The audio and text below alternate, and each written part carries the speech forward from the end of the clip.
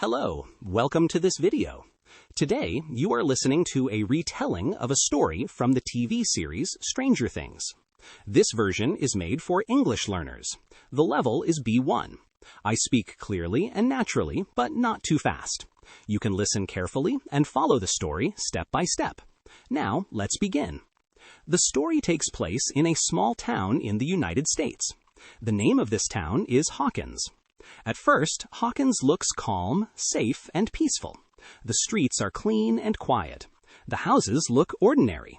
Nothing seems unusual. People in Hawkins know each other well. They greet their neighbors. Parents feel relaxed here. Children ride their bikes freely in the streets. Life in this town feels slow and familiar. Most days look the same. People go to work in the morning. Children go to school. In the evening, families stay at home. Everything feels normal. Nothing suggests danger. But this calm life is about to change. Something dark and unknown is slowly entering Hawkins. One evening, 4 boys are inside a house. They are in the basement. This basement is a place where they often meet. It feels private and safe. They can talk freely there. In the middle of the basement, there is a table. A lamp stands on the table and gives soft yellow light. The light makes the room feel warm. The boys sit close together. They are focused and excited. They are playing a fantasy board game. The game includes maps, papers, figures, and dice. Some figures represent heroes. Other figures represent dangerous monsters. The game is about magic, risk, and difficult decisions. The boys enjoy this game very much. They take it seriously. They imagine the story in their minds. For them, the game feels real. It helps them forget about school and everyday problems. The boys are close friends. Their names are Mike, Will, Dustin, and Lucas. They go to the same school. They spend most of their free time together. They trust each other. They feel stronger when they are together. Mike is the leader of the group. He explains the rules carefully and clearly. He wants the game to be fair. He wants everyone to understand what is happening. The other boys listen and respect him. Mike looks at Will. He pauses for a moment. Then he asks calmly, "Are you ready to take the risk?" Will feels nervous when he hears the question. He knows the game can be dangerous for his character. He thinks about the possible result. He feels afraid, but also excited. Will does not want to stop. He does not want to disappoint his friends. He wants to be brave. He wants to continue the adventure with them. Will takes a deep breath. He makes his decision. He answers, "Yes, I'm ready." The boys react with excitement. They smile. They throw the dice onto the table. They watch the numbers closely. They shout and talk at the same time. They imagine dark caves. They imagine strange creatures. They imagine dangerous situations.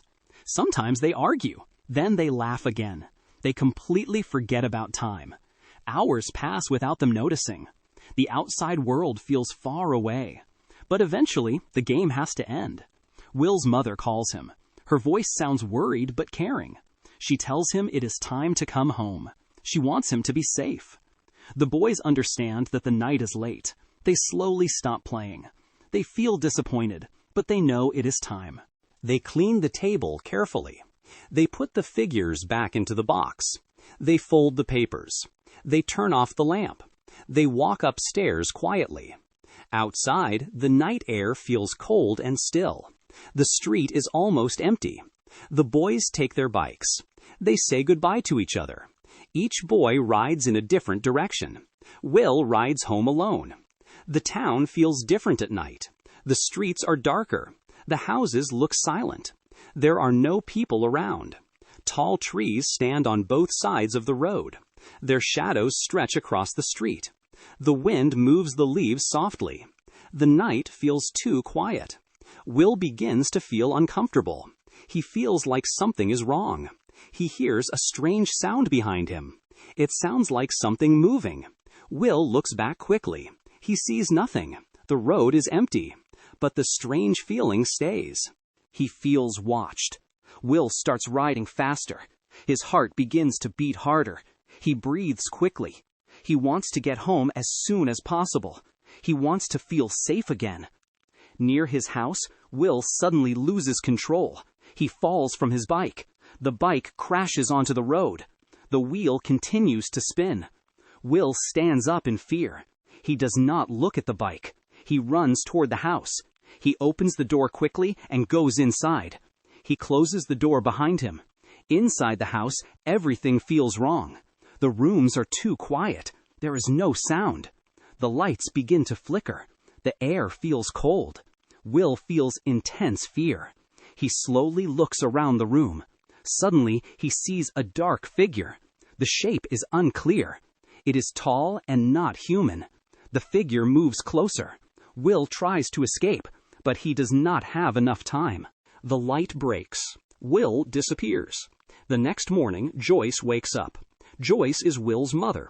She expects to hear her son getting ready, but the house is silent. She calls Will's name. She waits.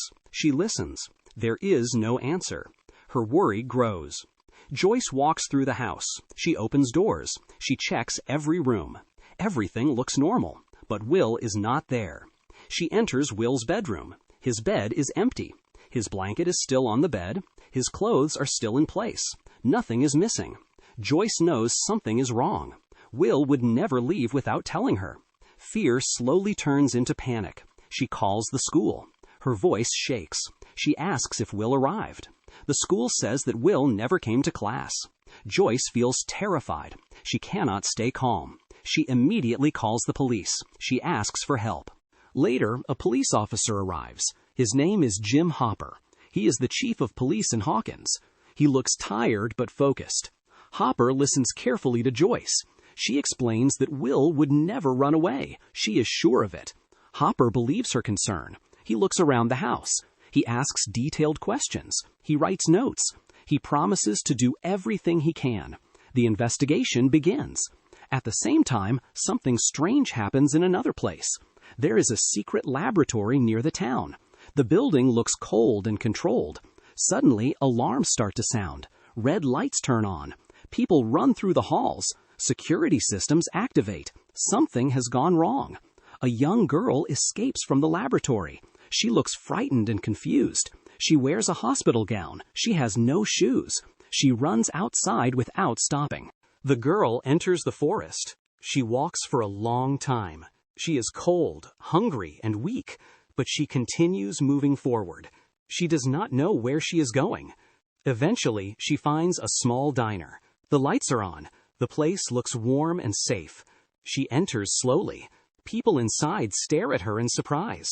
A man notices her. He feels concerned. He offers her food and a drink. He wants to help her. He asks her name. The girl looks at him silently. She touches her arm. She looks at a number on her skin. Then she answers quietly, 11. Back at school, Will's friends feel something is wrong. Will's seat is empty. They feel worried and confused. They cannot focus on their lessons. After school, the boys meet and talk. They agree that Will is in danger. They decide not to wait for adults. They want to help their friend. They take their bikes and ride together. They go toward the forest. They call Will's name loudly. The forest feels cold and unfamiliar. At home, Joyce experiences something strange. The lights in her house begin to flicker again and again. She feels fear, but also hope. Joyce believes this is a sign from Will. She speaks to the lights softly. She is sure her son is still alive. Later, the boys meet the strange girl in the forest. She looks lost and frightened. Mike gives her his jacket to keep her warm. They notice that she knows Will's name. They realize she may help them. They understand that this meeting is important. Soon after, the police discover a body in the water. Many people believe it is Will. The town feels shocked and sad. Joyce looks at the body. She refuses to accept it. She trusts her feeling. She says it is not her son. This was the end of Season 1, Episode 1. The story does not stop here. Many questions remain unanswered. In the next video, we will listen to the next episode and continue the story. Thank you for listening. See you in the next video.